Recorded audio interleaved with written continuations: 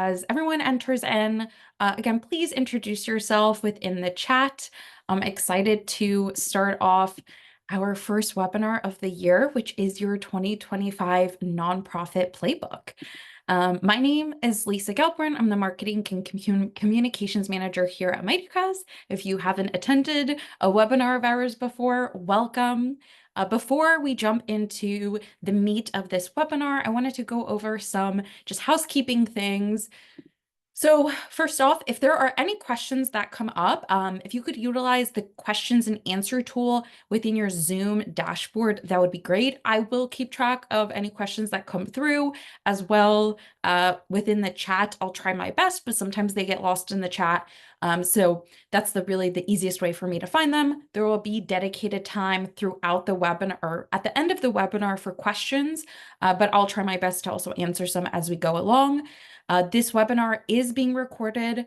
A recording and the slide deck will be sent to you via email after the webinar the next day. Additionally, if there's any audio issues, internet issues coming on my end, please feel free to let me know in the chat so we can make sure everyone is hearing and seeing everything well. All right, so just a little introduction to Mighty Cause. For those of you who are not familiar with Mighty Cause or you're brand new to Mighty Cause, this is your first Mighty Cause webinar. We've been in the nonprofit space for a long time, since 2006. We're one of the biggest technology providers for giving days across the country. We provide technology for giving days such as Colorado Gives, Give Minnesota, Give Miami Day, etc. But we're also a year-round fundraising platform for nonprofits. So we offer a lot of different tools available on our platform, such as integrations with Salesforce or MailChimp. We also have a donor management system, embeddable form, analytics, the list goes on. And I'll talk about some of these tools that we have on the platform throughout the webinar, but just so you're a little familiar of everything or some of the things that we offer. All right, so for today's agenda, simple. We'll be going over one, how to build your 2025 fundraising plan. Then we'll go through a couple of different fundraising strategies and focus areas you want to consider in 2025. And as well, throughout that, we'll be talking about some trends within 2025. And then at the end, we'll save time for Q&A. All right, so let's get started with building your 2025 fundraising plan, because I think knowing the scope of kind of what you should plan is going to help decide what you want to actually focus on. So what are your steps to success? I think the beginning of the year, just like everyone is probably doing in their personal lives, of figuring out, what your goals are, having high goals of trying to accomplish this year, etc. I think it's a good period also to take a pause with your nonprofit and think about what is your strategic plan for the year. Take a look back at last year and see what do you want to change or what do you want to improve on. And I think a good a place to start is defining your goals. So you want to identify clear and measurable objectives. So is this year increasing your donor retention? Is it or raising $50,000 or $10,000? Is it increasing your social media engagement? Is it increasing the amount of volunteers you have? I think knowing that goal is going to help you decide exactly what type of strategies you want to implement throughout the year. So I think that's a good starting off point. You may also want to consider doing a SWOT analysis. So SWOT analysis stands for strengths, weaknesses, opportunities, and threats. So what are your organization's strengths? What are your weaknesses? What are the opportunities for your organization? And what are some threats to your organization? Is it, potential of not receiving a grant? Is it, less donors renewing their monthly donations? So you want to think about that, because again, that will help inform of exactly what do you need to implement to help reach those goals based off your strengths, with weaknesses, opportunities, and threats. You then want to identify what your target audience is, or what your target donor base is. What does that demographic look like? What are their engagement preferences? What are, within your current donor base, what does your ideal donor look like, based off their giving history? And we'll go through also some of these strategies as well that you can decide what you want to actually implement. So detail specific tactics for reaching your goals. Maybe that's launching a peer-to-peer campaign. Maybe that's hosting an event. Maybe that's implementing recurring giving programs. And we'll talk about that a little bit more later. As well, while you're on this planning stage in the beginning of the year, I think it's also helpful to identify key dates throughout the year. So what are the most important dates on your calendar? Maybe it's the anniversary of when your organization started. Giving Tuesday, maybe another giving day that you participate in, maybe an anniversary of a different program, or there's so many awareness days and months throughout the year. Maybe there's an awareness day or month that you want to participate in or utilize for marketing. You should mark that down as on your calendar as something that you want to utilize or participate in. And then you also want to establish metrics, right? So after we have our goal, our strategy, our key dates, well, how are we going to measure if we're actually successful, right? So if we implement different strategies, how do we know that we're getting a return on our investment? So you want to think about how are you actually going to decide how you're successful. Maybe that's looking at your average gift size. Maybe that's looking at your donor growth rate. So you want to monitor your progress throughout the year, so that you can decide if you need to change tactics, if something's working or not. And this is also going to be helpful at the end of 2025 when you're looking back and seeing what's working, what's not. All right. So some metrics that you can utilize or you may want to consider tracking throughout this year is your donor retention rate. So tracking how many of your donors return year after year, because a high donor retention rate, it shows you that your donors are engaged with your nonprofit, they're becoming loyal, and that's going to contribute to sustainable revenue for your organization. Average gift size. So that can help you understand the generosity of your donors and can help you it can guide you when it comes to future fundraising plans. When you know your average gift size, then you can kind of estimate what your goals can be in the future, right? If the average gift size of X amount of donors is this, and we know we typically get X amount of donations or donors for fundraising campaigns, we can set appropriate goal for future fundraising campaign. Your recurring donor growth. So how much predictable revenue stream is coming into your organization, your website traffic. So I think now in particular is a really good time to look at what is your website traffic now? What are your conversion rates? What's your donor behavior when they go to your website? So that at the end of the year, again, you can track exactly what that looked like throughout your year. And you can utilize tools like Google Analytics, which are completely free for you to start today to utilize, that can keep track of some of that information. Social media engagement. Again, monitoring kind of how many followers you have, how many shares or comments you have on average. You can create a spreadsheet and write all of this information down in terms of website and social media engagement, so you know where you started off in the beginning of the year, and maybe you can track that monthly, and then at the end of the year, you'll see all of those results.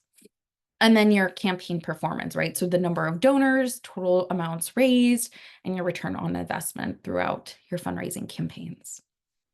So those are some things that you want to consider as you are building out your fundraising plans and working through 2025. So let's get to the meat of everything, which are some fundraising strategies and focus areas you want to consider or implement this year for your nonprofit. Right. So one of the things we're going to be talking about is leveraging AI, which can be a controversial topic, but it's definitely something I think that is in particular very relevant to 2025. If you're not familiar with AI, it's a pretty broad term, but it really just deals with intelligent machines. And it's revolutionizing the nonprofit fundraising space, and it's becoming a helpful asset and tool that a lot of nonprofits are utilizing in different capacities. It's helping nonprofits personalize donor outreach, analyze giving patterns and automating tasks, helping analyze donor data to identify who's previously supported for specific programs and which of those donors are the best to target. I think when talking about AI, one thing that's important for me to recognize is that a lot of people have very different opinions on AI, especially when it comes to the environmental perspective, because it does require a lot of energy to utilize AI. So it's important to know that that is something you might want to consider, and it's your choice to decide, but it is something, especially for small and one-person teams, that's very useful and can be really helpful in improving and streamlining your tasks. That can really free up some space for you or your small team, and automate some repetitive tasks that would have taken you much longer to create. All right, so how to implement AI. So nonprofits have been implementing AI in various different ways, from personalized email campaigns, donor segmentation, and identifying potential major donors. And there's a lot of different platforms and systems that utilize AI, which I'll talk to in a second. So one, personalized communication. So AI can tailor your donor communication so they can look at your donor data, identify donors, as I mentioned, who support specific programs, and then send them those targeted emails. They can look at your donor data and analyze it and predict future giving behavior. They can help with donor segmentation. So for example, for more advanced or paid tools, they can help fundraisers figure out which donors to contact, so they can look at your donor database and they can suggest which donors based off their giving patterns, interactions, if they've attended your events, if they open emails, which ones are going to be most beneficial for you to reach out to, and who's going to have the deepest connection with your organization. And as well, grant writing and management. So there's AI that can help assist in grant research, proposal writing, and reporting. So some AI tools, or common AI tools in the nonprofit landscape. So we have the kind of big four: ChatGPT, Gemini, Claude, and Microsoft Copilot. These are generative AI models, which essentially means that you input them a task, and they will respond back with a response, such as if you ask them to create an email draft or brainstorm ideas, they'll provide you a response to those requests. Canva. So Canva, they do have, can generate AI images for you, but they also have a magic write tool, so AI text generation tool. Donor Search AI, it provides custom predictive modeling and research data to help you identify and reach out to top prospects. So some of the things I was telling you about before in terms of paying for AI tools that can help you with that donor data and analytics. Grant Boost, it's an AI-powered grant writing tool. It's designed to help you easily secure grant fundraising. So it will take in information that you provide and create a customized grant proposal based off that information. Grammarly, I use Grammarly all the time. I recommend definitely downloading their browser, because in general, I think it's so helpful, but it can help you improve writing as you go. And they will also tell you if you have any grammatical errors in your writing. Handwritten allows nonprofits to send personalized handwritten notes at scale. So you can send them a copy of your handwriting and they can copy that, and through their AI system, they will convert that into handwritten notes that they can send out in direct appeals to your donors. And then ChartPixel, it's a user-friendly platform. It can help you easily collect, visualize, and analyze data. So these are just a couple of examples of different platforms that nonprofits are using in terms of AI. And I'll talk a little bit right now about what does that look like if you wanted to dabble with AI and you wanted to see how it could help your organization? And I'm going to talk briefly just about ChatGPT and how you can implement it or you try it out today. So ChatGPT stands for a chatbot generative pre-trained transformer. So it just refers to how ChatGPT processes requests and formulates responses. So it's an AI chatbot. It's going to replicate a human conversation. So it's going to be a question and answer form. So a couple of things that you can leverage with ChatGPT, or you can ask, is it can provide you ideas or language that you might use that you maybe have not heard of or you're stuck on. So you can ask it for social media posts, emails, outlines, grant proposals, job descriptions, press release, fundraising ideas, letters, surveys. The world is your oyster.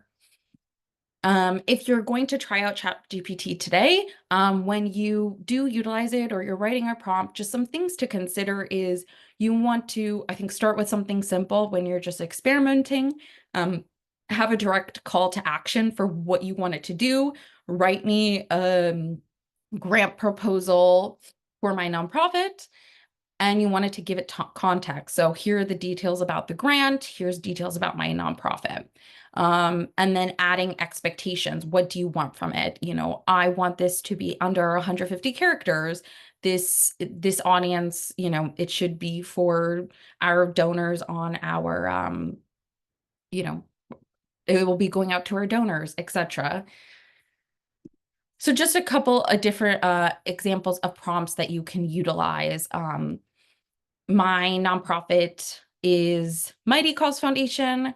Our mission is to help nonprofits grow their organizations through online fundraising. We're currently raising funds for our nonprofit give back program. Our goal is to raise $50,000, write a donor-centric fundraising letter about Mighty Cause, and highlight that donations will go to our program where we teach nonprofits one-on-one how to fundraise more effectively for their organization.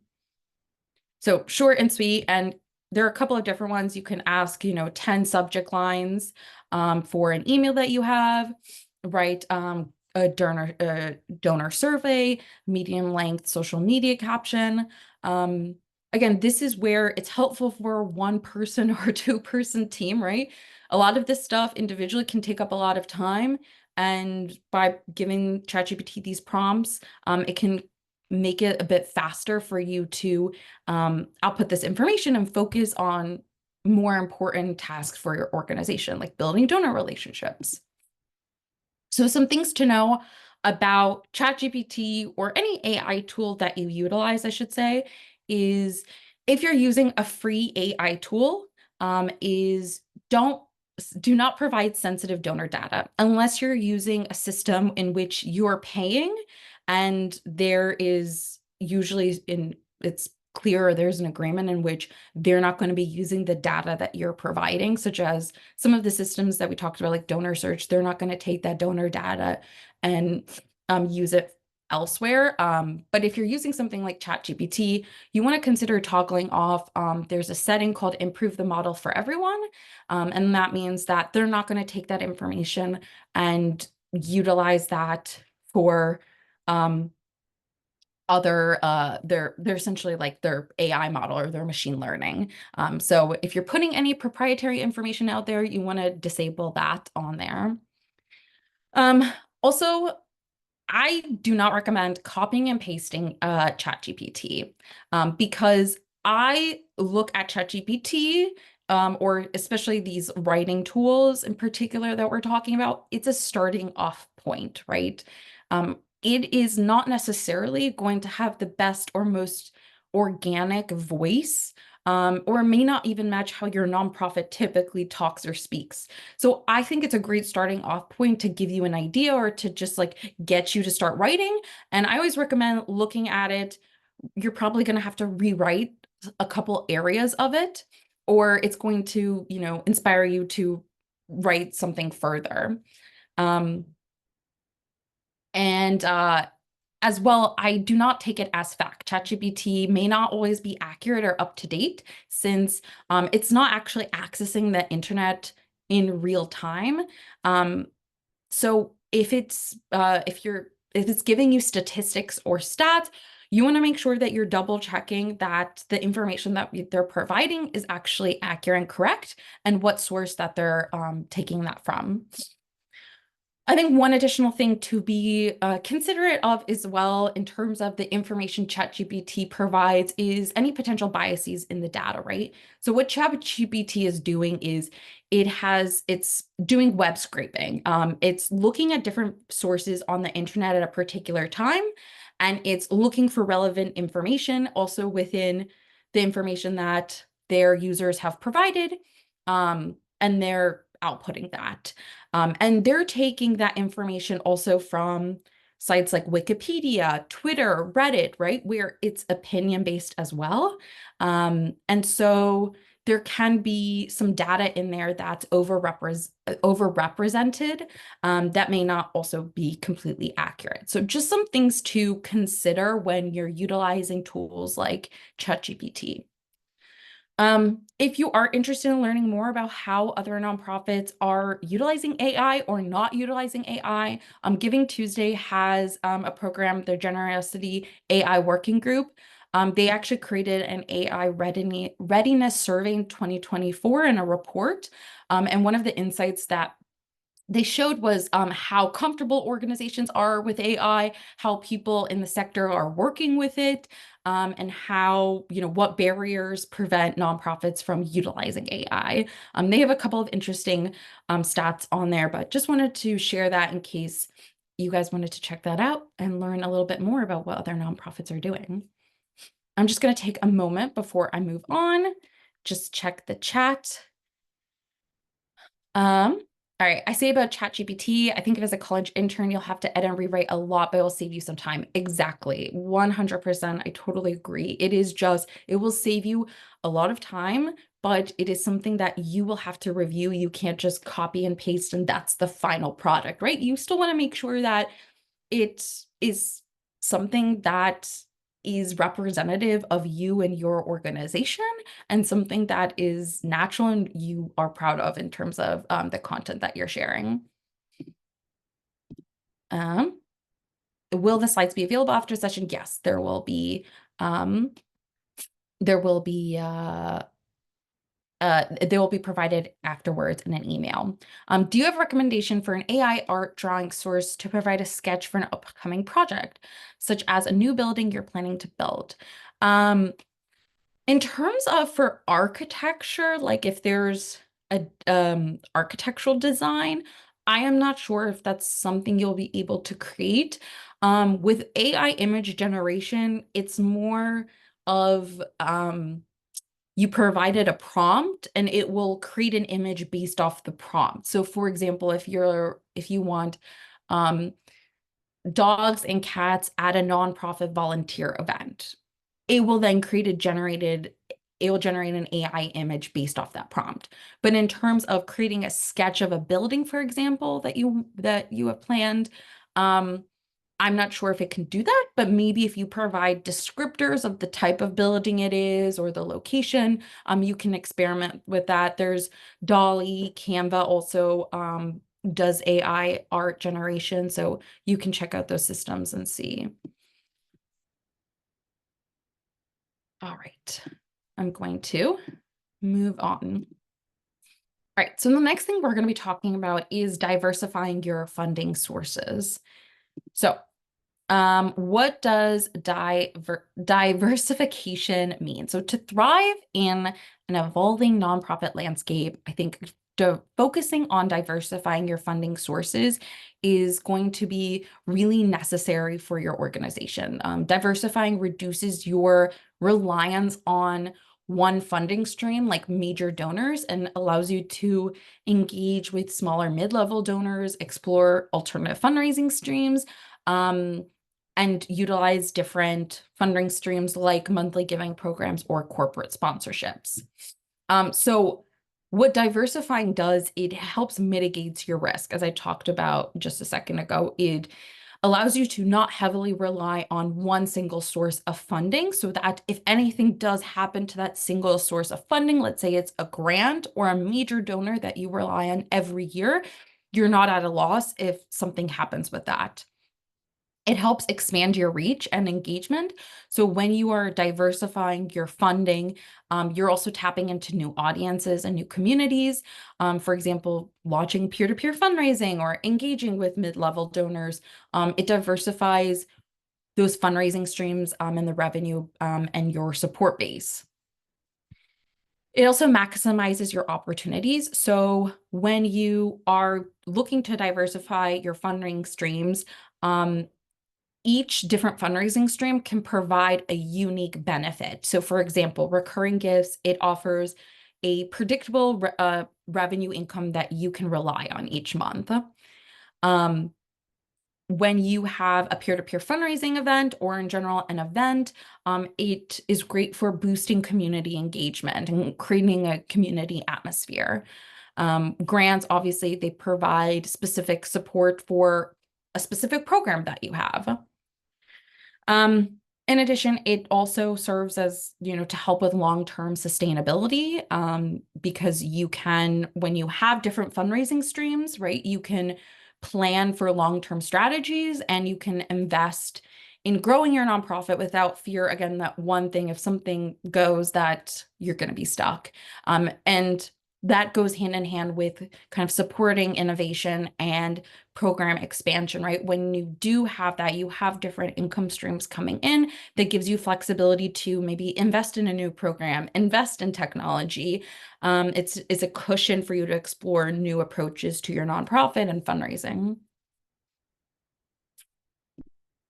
All right, so how do you diversify funding? I talked a little bit about a couple of different ways you can diversify funding, but here are just a couple of examples. So one, developing a recurring giving program, and I'll talk about a bit more about that in depth. But this is creating a reliable revenue stream by encouraging your donors to contribute regularly. It's a monthly commitment that donors are making to your organization. Engaging corporate sponsors or partners. So you're building sponsorships and also matching grant opportunities. You can partner with local businesses, and you can create mutual beneficial relationships that support your mission, but also, share your local businesses, philanthropic initiatives as well. Obviously applying for grants. So you can focus on large or micro grants, ones that are provided from foundations or government sources. You can explore peer-to-peer campaigns so you can leverage, your network of supporters, and they can help boost your reach and fundraising potential. If you are not familiar with peer-to-peer fundraising, what it does is it's asking your network of people to reach out to their network. And by doing so, you are reaching an audience that you would not have been able to reach out to before. And a peer-to-peer fundraising campaign can start off as just maybe a board fundraising challenge, right? Asking your board to create a fundraising page for each one of themselves, and they send that to their friends, their family, their coworkers, their church or synagogue or mosque, patrons or peers. And by doing that, they're sharing your mission, they're sharing their story of how they are connected with your organization, and the importance of your organization. And one thing I also mentioned is focusing on mid-level donors. So developing a targeted strategy to engage donors who fall between that small to major donor category. And the reason for that is these donors have a high return on investment. There was a report by Sea of Change Strategies that found that mid-level donors that shown a very loyal track history of donations across different age groups. So last year, even though there was actually lower donor retention, organizations and institutions like mid-level donors could be a group that you can reach out to. And also they are more likely to become major donors in the future. And then lastly, participating in giving days and events. So events like Giving Tuesday, they have a proven track record of motivating donors. So last year, as I just mentioned, donor retention rates actually went down, and it was an election year. So when Giving Tuesday was coming around, people were wondering, how is Giving Tuesday going to perform with all of those aspects?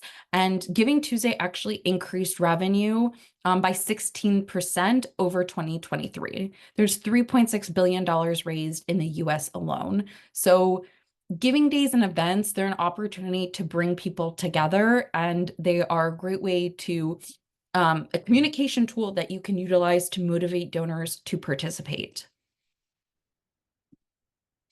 So let's talk about recurring giving, because I think that's something that you can easily input today or tomorrow or this week to get started on kind of building, again, diversifying your funding stream.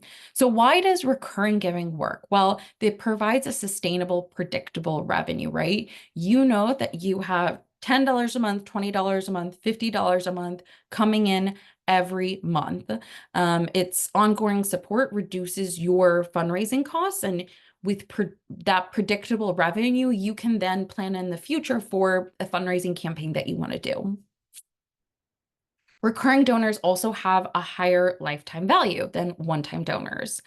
In the 2017 Target Analytics Donor-Centric Sustainer Summit had a benchmark study about recurring giving, and they found that sustainers are worth 4 times more than those of one-time donors over the life of their giving.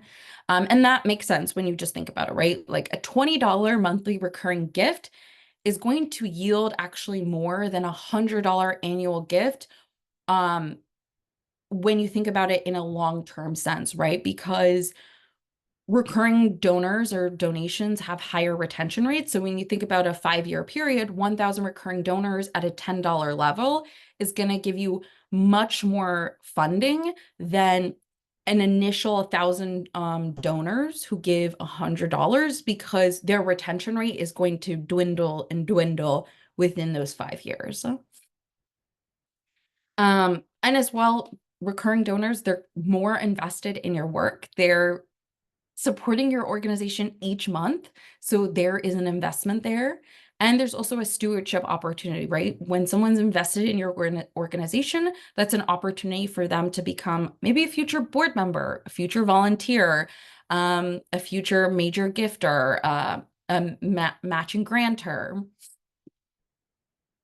All right, so recurring giving programs, they provide you the ability to allow donors to set up a monthly recurring donation easily on your site. So on Mighty Cause, we have an embeddable donation form. That's something you can add to your site, and monthly giving is available on there, and you can actually set that up to be an automatic option. When you set up a recurring giving program, you want to make sure that you are also checking in with your recurring donors, right? Once you get a recurring donor, that shouldn't be the last engagement that you have with them. And create a way to recognize and thank those sustained donors. One way is to give it a name. So a monthly giving program can have a name that makes them feel like they're part of a community, makes them feel good about their involvement, and it can help them develop a personal connection with your organization. So your name should be something in line with your brand. It can be different than your organization name, but appeal to your audience, and highlight also maybe some benefits. So I just put up a couple of examples of, Dream Builders, Change Champions, Supporter Squad, Community Heroes, Champion Club, Forever Friends. It can be something that's fun and, again, just distinctive in a way that you can acknowledge those donors. All right, so what's the benefit for donors, right? Like, why would they want to decide to give to your organization monthly? What is in it for them? So one is impact. If they care about your mission, they care about the longevity of your organization and providing that regular support and contribution. They can see the long-term impact in your projects that they donate to. And they are also becoming part of a community of regular donors. Affordability, right? So donors can stretch their giving across the year. So instead of making an initial $100 right now, they can stretch that out throughout the year. So more of their donation goes towards helping your mission, since there are also fewer admin costs to cover. Predictability. Donors can give in amounts and on dates that are convenient to them and doable for them. And as I mentioned, it's manageable for their budget. Flexibility. So donors can adjust their amounts and recurring dates whenever they want. In particular, on Mighty Cause, donors can log in, they can cancel the recurring gift, they can update it, they can add new credit card information, they can change lower, higher their amount, or they can contact our support team and we will help facilitate that. So it kind of avoids the hassle of them having to re-enter any details at a future, fundraising campaign that you have. So one way that you can start off to building your recurring giving program is also introducing donation tiers. So offer suggested donation amounts and emphasize the impact. I think that's one of the best ways to be super clear about how donors are making impact on a monthly basis or on a yearly basis to your organization, right? What does giving once a month do for your organization? What does that mean for the year for your organization?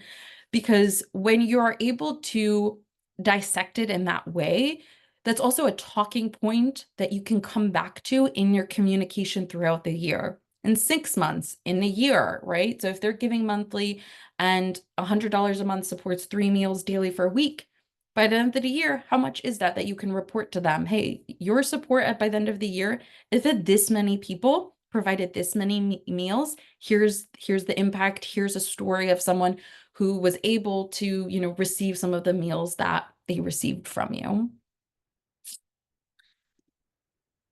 And as I mentioned, so on Mighty Cause with our embeddable form or on our platform, on our donation forms, you can set monthly giving to be an automatic option if that's something that you want to emphasize, right? If you want something, that's the goal of your campaign is I want monthly giving to be the automatic option, you can do that.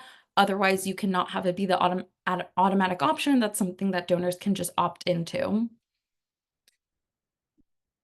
And I talked a bit about easy donation management, where Mighty Cause,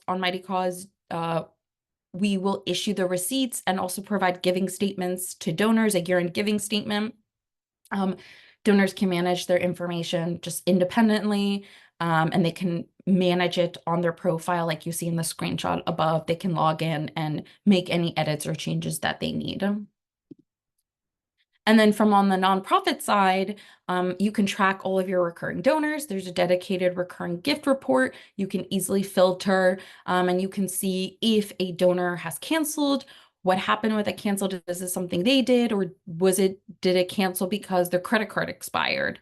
It will also tell you if that's, an issue that's coming up that, hey, this donor's credit card is going to expire.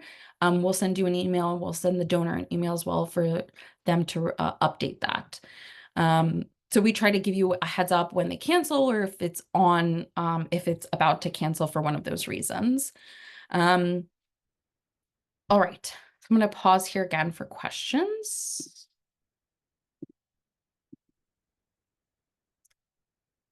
Can we create categories for the donations?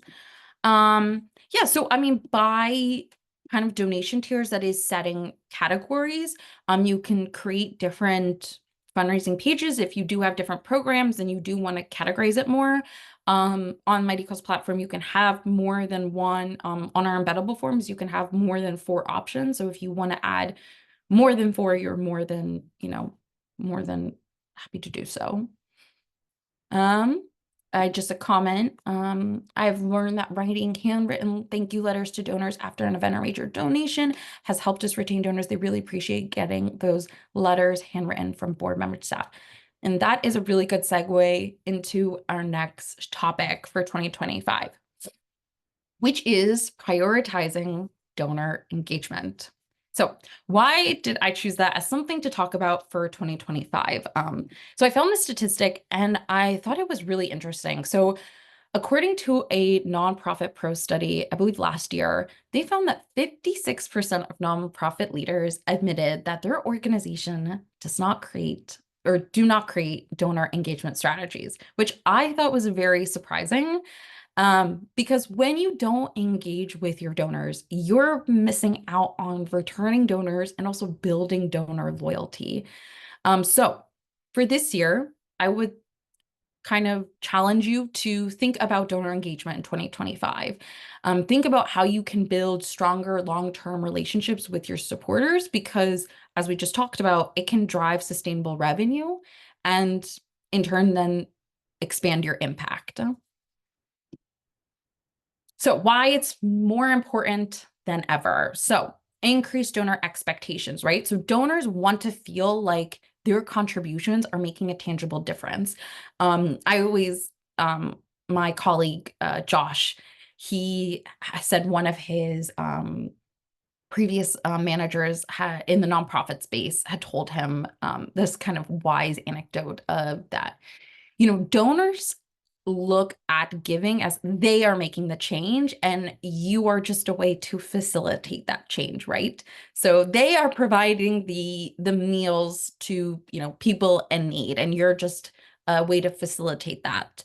So they want to know that they're making a tangible difference, and they are interested in how their donations are being used and what those outcomes are. Retaining donors is more cost effective than acquiring new ones. We talked a little bit about that, but retaining existing donors is less expensive than trying to acquire a new one. And engaged donors are also more likely to increase giving over time or invest in other avenues of your organization. Competition for donor dollars. So as more nonprofits compete for funding, donors have a lot of different choices. So engaging your donors consistently and meaningfully, it can differentiate your organization. Advocacy and champions. So engaged donors are more likely to advocate for your nonprofit, to share with their networks. So even just sharing a post that you have on their Instagram stories or participate in a peer-to-peer fundraising campaign, their enthusiasm can spread awareness and can amplify your reach, and they can become champions for your organization. As well, one thing to consider is they're also more likely to respond to urgent appeals during crises. So, unfortunately, we live in a time where there's a lot of natural disasters happening. And, if you're an organization that's in that world, when you have an engaged audience, when you have an urgent appeal, you have that audience there that are there to show up. And additionally, I think one thing to consider when talking about donor engagement is gathering of valuable data information, right? About understanding donor preferences, motivations, and behaviors. It's also an opportunity to kind of refine your fundraising and donor engagement strategies. So how are you going to prioritize donor engagement in 2025? So a couple of different things you want to consider. One is tailoring your communication, personalizing your communications to your donor interests, giving history, engagement preferences. So if there are donors that have donated to a specific program, personalizing communication or sending a letter, an email regarding that specific program or updates about that specific program.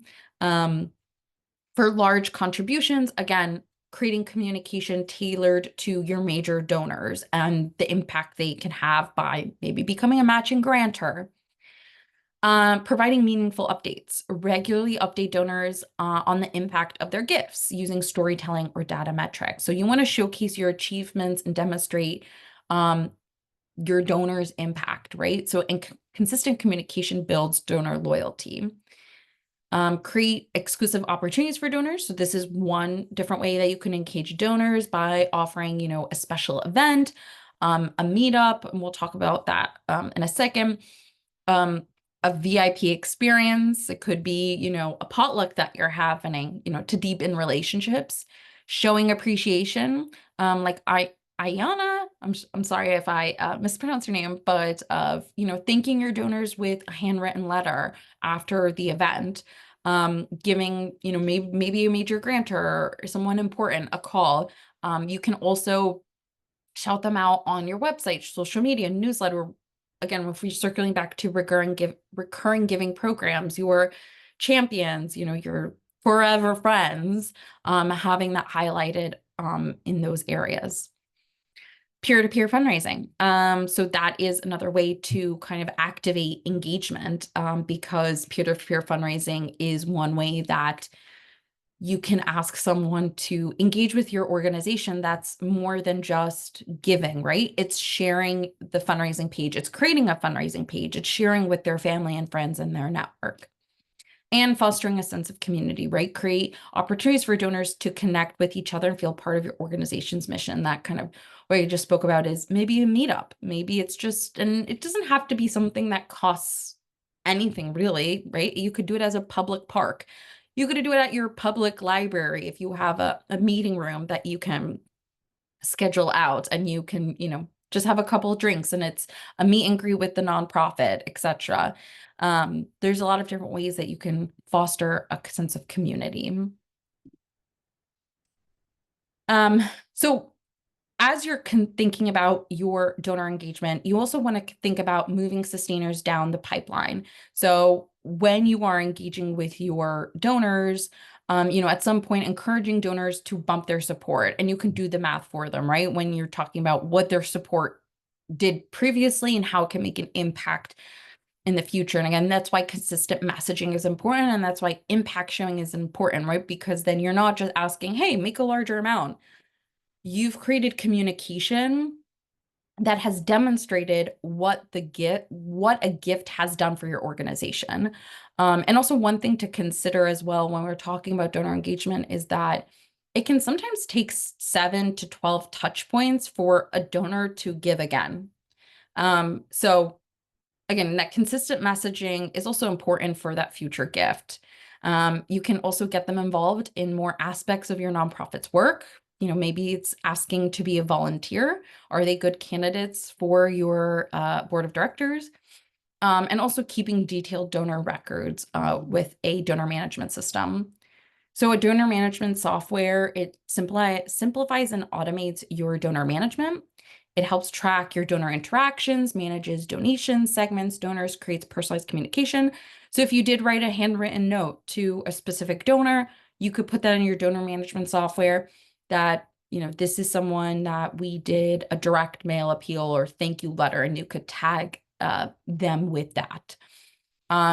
What it helps do is be able to track and analyze your success and your outreach, and kind of create more operational efficiency.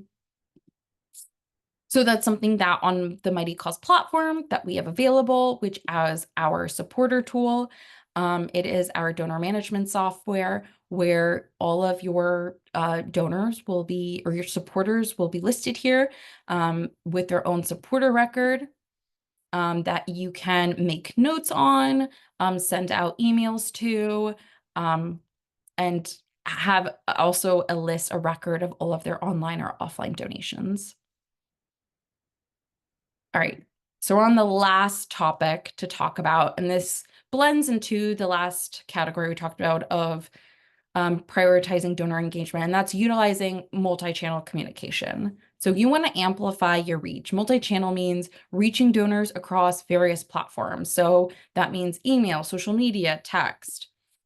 So what are the perks of exactly utilizing multi-channel? So it ensures that your nonprofits are meeting your donors at their preferred platforms, helps you increase your reach and your accessibility, and improves your donor experience because you are reaching them across different channels and you're providing them consistent messaging across their donor journey. You're increasing your visibility and awareness. As I talked about, donors can sometimes need 7 to 12 touches before they make a gift. So using multiple channels as different touch points. It can boost your donor retention, diversifies your fundraising efforts, and bridges the generation gap, right? Because different generations utilize different channels, right? Gen Z and millennials may be, on social media or prefer text messages. Gen X may prefer email or online campaigns. So when you focus on different channels, that gives you the opportunity to reach different audiences. So some key channels that you want to consider when you're mapping out 2025 is email marketing, so targeted email campaigns, newsletters, personalized updates and appeals. Social media, you can test out with targeted ads or boosted posts, and you can leverage Facebook or Instagram for that. Text messaging. So there are a couple of, we have a text to give tool that allows, that's really great for live events, but there are other platforms where you can text donors. And that can be something that you want to look into. Direct mail. So we talked about handwritten as one of the AI tools that sends out handwritten letters, but you can do that manually as well. Your website is a channel. So are you articulating your organization well? Is your donate button clear? Is your call to action clear? If you're raising money for a particular program, is that clear? Can people easily find that information? And events, so in person or virtual, and that can look like a gala, auction, volunteer event, meetup. When you are utilizing all your different channels, one thing to also consider is utilizing a referral code. So this is something that you can utilize with your Mighty Cause fundraising page. So by simply adding this code at the end of your URL, and then you would add, whatever descriptor you want. So in this example I've highlighted, the referral code is Facebook and Instagram. When I share those links on those platforms in my Mighty Cause donations report, when I'm looking at my donations, I can then see where that donation came from. Oh, they utilized the link from our Facebook post. They utilized the link from our Instagram post. And that's a way, again, to kind of keep track of your metrics to see what is most effective and where your donors are more likely to give. All right, so coming into the end, so I want to highlight some useful marketing tools. Canva, obviously, it's free for nonprofits if you don't have a nonprofit account, and there's so many different templates that you can utilize there. MailChimp, an email marketing platform that has a free version, and it also has a direct integration with Mighty Cause, available to our Accelerate subscribers, and it will sync your contacts and create MailChimp audiences. You can add custom fields and tags. Google Analytics, which I talked about, again, that's free to set up, and you can track your website traffic, user behavior, and conversation or conversions. Zapier is something that we also have an integration with. If you're not familiar with Zapier, Zapier automates workflows between different apps. So you can have different apps talking to each other. So let's say you receive a donation in Mighty Cause. Let's say you want that to be added to a Google Sheet with that donor name and information. That's what Zapier helps do. It helps different platforms talk to each other and essentially integrate. Eventbrite. So if you have some events that you're planning to foster some, community with your donors, Eventbrite, you can sell tickets for free essentially on Eventbrite. Linktree, it creates a directory of bookmarked links for your Instagram.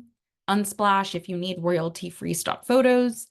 CapCut is a really helpful video editor. If you see any fancy TikToks, a lot of them are using CapCut or even the TikTok editor. And Buffer, which is a free social media scheduler and planner. All right, so we are at the end of the webinar. So I just want to talk about some next steps. So one is after this webinar, there is going to be a post-webinar survey. So if you are interested in talking to someone from our team, learning more about Mighty Cause, please feel free to let us know. But also on the survey, if there's any other topics that you want covered in 2025, you want to learn more about grant writing or getting your board members involved, etc., please let us know because that helps me decide what topics we should cover throughout the year. And then lastly, join our next webinar. So that will be with our fundraising specialist, Josh Garcia. If you haven't attended a webinar with him before, he's super great, super knowledgeable in the nonprofit space. And he'll be going over some top nonprofit tools for success for 2025. And then I'll leave the last couple of minutes for any last questions. All right. Uh, okay. Peer-to-peer has been difficult for us when we try it. Even Mighty causes ease to set up. Can you discuss more ways to make this work for supporters?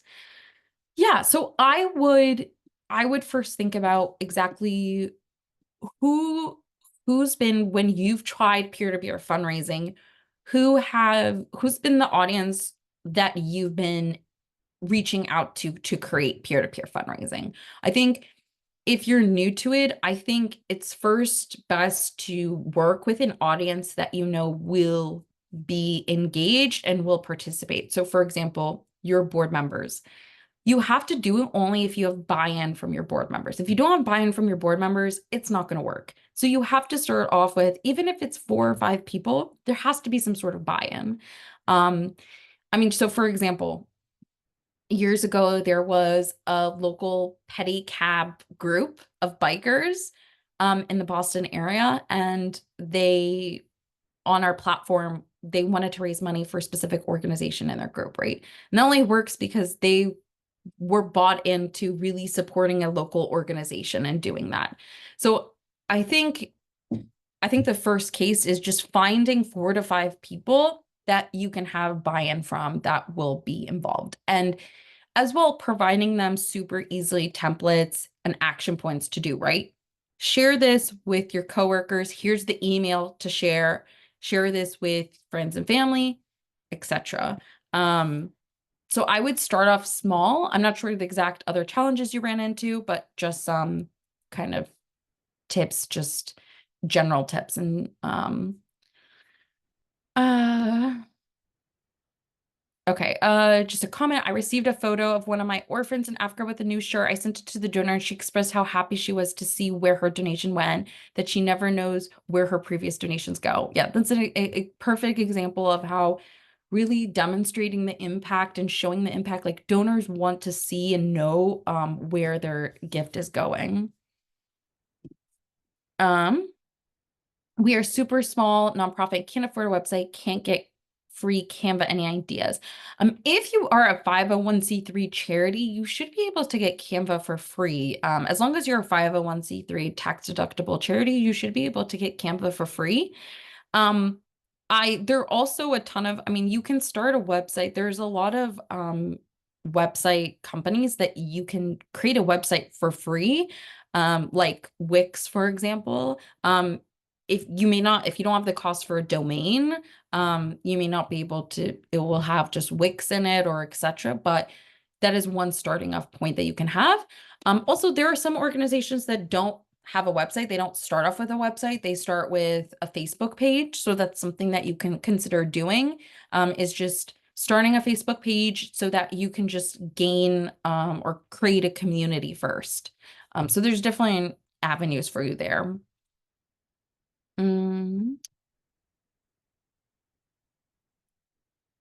Okay, I don't think there's any more questions coming in.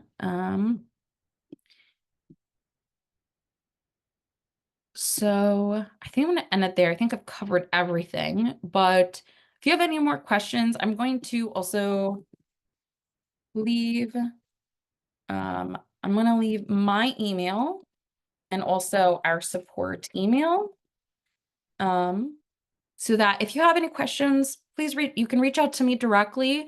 Or if you have any questions about the platform, if you're having technical issues, support is our best team to deal with that.